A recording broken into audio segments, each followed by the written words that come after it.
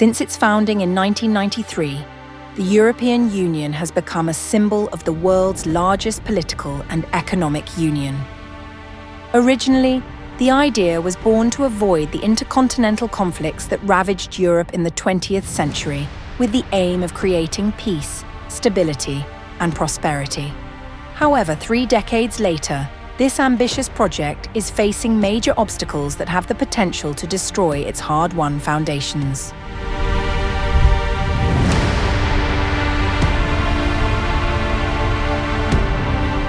Amidst the devastation of post-World War II Europe, where the ruins of cities still bear witness to ambitions that led to tragedy, the leaders of European countries sought a way to prevent similar events from happening again. Out of this crisis, an idea emerged to unite forces through deep economic cooperation. They believed that economic unity was the path to lasting peace.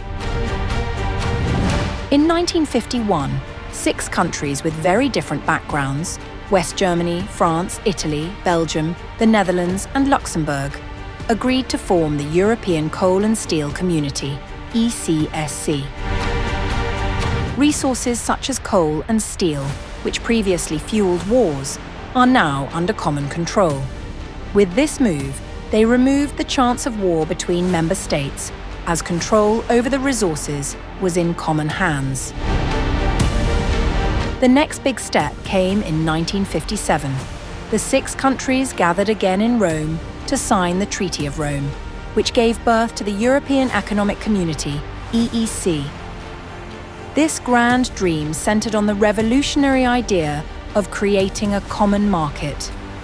Here began the free movement of goods, services, capital, and labor among member countries. The EEC became a symbol of new hope for Europe, a continent that was beginning to rise from the ruins of war and weave a future with threads of cooperation. However, the journey to true unity was not easy. It took almost 4 decades to bring the vision of a broader union into reality. In 1993, through the Maastricht Treaty, the European Union was officially established. This treaty marked a new era in European history, introducing a common policy covering the political, social, and security spheres. Moreover, the EU created a single currency, the euro, which was launched in 1999. The EU slowly evolved into an entity that not only functioned as an economic organization, but also as a global political force that rivaled the United States and China. However, since its inception, the project has been like a house with uneven foundations. Economic disparities between northern and southern member states, differences in political views, and social challenges such as migration have been lurking shadows. Made up of 27 countries, the European Union is the world's 3rd largest economic power, with Germany and France as its main drivers. Unfortunately, the skipper of the European Union is now facing a turbulent crisis. Germany, which has been the driving force of the European Union's economy, is now facing an ordeal. The economic crisis has begun to shake the country, making its sturdy shoulders look shaky. Germany's manufacturing industry, known as the backbone of the country's economy, is in sharp decline. Behind the booming automotive industry and large factories, there is an underlying problem. Germany's dependence on Russian natural gas has become a double-edged sword. After Russia invaded Ukraine, energy supplies were disrupted and prices shot up dramatically. Operating factories are now facing skyrocketing operating costs. The competitiveness of German products in the global market is fading. The problems did not stop there.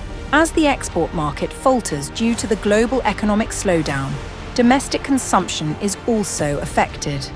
High inflation has made Germans more cautious about spending money. As a result, the once fast-paced German economy is now slowing down, facing the real threat of recession. Not only Germany, France, as the 2nd largest economy in Europe, is also facing a crisis that is no less worrying. The streets of Paris and other major cities have become arenas for massive demonstrations. The French people are angry, feeling that they are not being listened to by their government.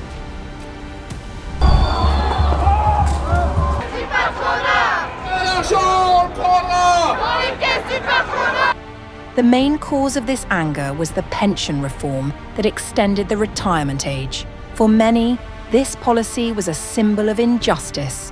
The demonstrations were not just a protest against the reform, but also an expression of dissatisfaction with the political elite, who were perceived to be more concerned with economic figures than the welfare of the people.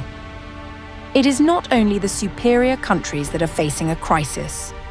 In the south of Europe, the shadow of debt and unemployment continues to haunt. Greece, Italy, and Spain, which were at the forefront of the economic crisis, have not fully recovered. Their debt burden remains heavy, limiting their ability to invest in development. At the height of the crisis, Greece saw its debt soar to more than 177% of GDP. This forced the government to accept a bailout from the EU and IMF. However, the aid came with severe conditions such as budget austerity, pay cuts, and tax increases. Although the EU bailout programme has ended, the wounds of austerity policies are still being felt. Italy and Spain, while more stable, are also grappling with high unemployment rates, especially among young people. Many feel left behind, as if the EU's grand project favours wealthy northern countries like Germany and the Netherlands. This tension between North and South is deepening the divide. While countries like Germany enjoy a trade surplus, southern countries feel constrained by the EU's strict rules that force them into austerity. These policies create the impression that the EU is an organisation more concerned with fiscal stability than the welfare of its people. All of these challenges confront the EU with a big question. Can the unity it boasts of survive? Crisis after crisis has shown that EU solidarity is not as strong as it seems.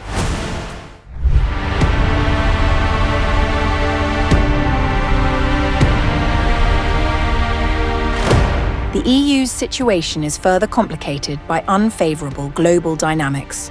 Donald Trump's return as President of the United States in 2025 is a major blow to the EU. Trump has publicly accused European countries of taking advantage of the United States' protection through NATO without making a fair contribution. Look, NATO was taking advantage of our country, but they took advantage of us on trade, and then they took advantage of us on our military protection. In addition, Trump's threat to withdraw the United States from the climate agreement also weakened the EU's position as a global leader on environmental issues. The United States will withdraw from the Paris Climate Accord. On the other hand, relations with China are also a big challenge.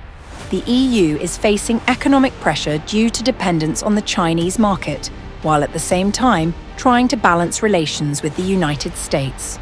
In this situation, the EU often loses its geopolitical influence.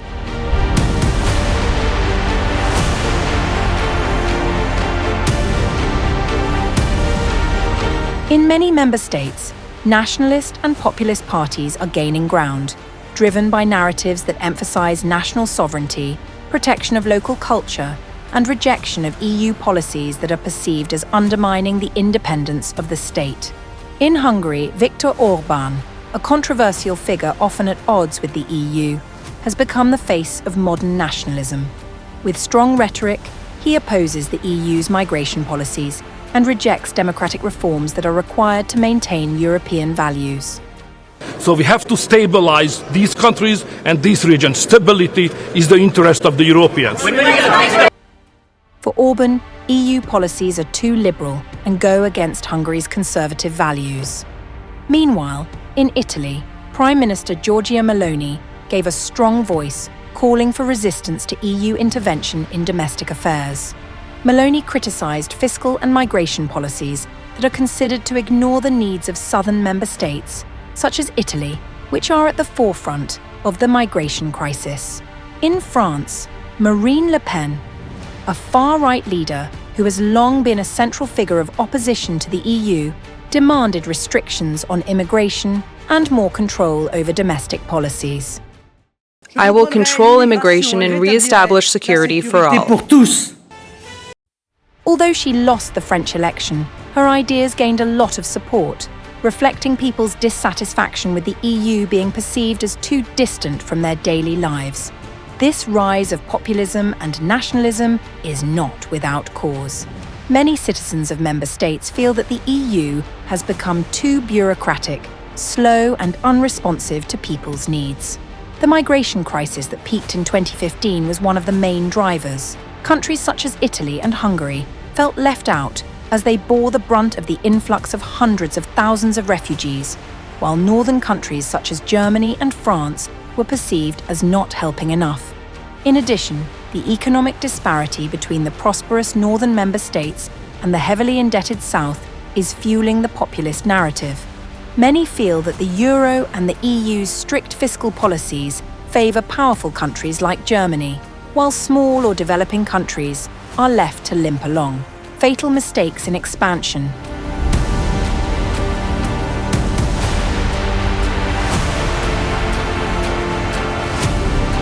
On the other hand, the EU's massive eastward expansion also backfired. From an initial 12 members, the EU rapidly expanded to 28 members in 2013, before the United Kingdom exited through Brexit in 2020. The addition of countries such as Bulgaria, Romania, and Croatia is considered to be a major obstacle for the EU. These countries, despite their economic potential, require large investments to build infrastructure and strengthen democratic institutions. However, their economic contribution is relatively small compared to the financial burden the EU has to bear. In addition, cultural and political differences are increasingly striking. Eastern countries with a history of authoritarianism often clash with the liberal democratic values upheld by Western countries such as France and Germany.